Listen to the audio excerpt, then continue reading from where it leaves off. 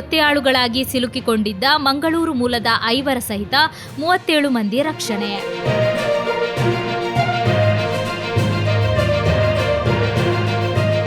ಉದ್ಯೋಗಕ್ಕೆಂದು ತೆರಳಿ ಕಾಂಬೋಡಿಯಾದಲ್ಲಿ ಸೈಬರ್ ವಂಚಕರ ಜಾಲದಲ್ಲಿ ಒತ್ತೆಯಾಳುಗಳಾಗಿ ಸಿಲುಕಿಕೊಂಡಿದ್ದ ಮಂಗಳೂರು ಮೂಲದ 5 ಯುವಕರ ಸಹಿತ 37 ಮಂದಿಯನ್ನು ರಕ್ಷಿಸಿ ತಾಯ್ನಾಡಿಗೆ ಕರೆತರಲಾಗಿದೆ ಎಂದು ಸಂಸದ ಕ್ಯಾಪ್ಟನ್ ಬ್ರಿಜೇಶ್ ಚೌಟ ತಿಳಿಸಿದ್ದಾರೆ.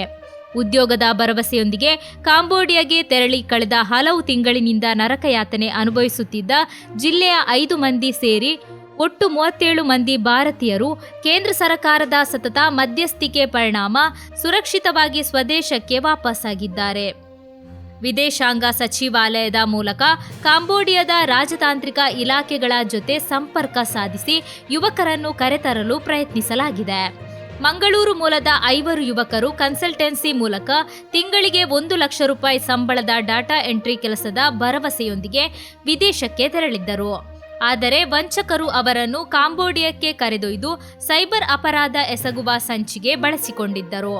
ಕಾನೂನು ಬಾಹಿರ ಕೆಲಸಕ್ಕೆ ಒಪ್ಪದಿದ್ದಾಗ ಯುವಕರಿಗೆ ಎಲೆಕ್ಟ್ರಿಕ್ ಶಾಕ್ ಹಾಗೂ ದೈಹಿಕ ಮಾನಸಿಕ ಹಿಂಸೆ ನೀಡಿ ಬೆದರಿಸಲಾಗುತ್ತಿತ್ತು.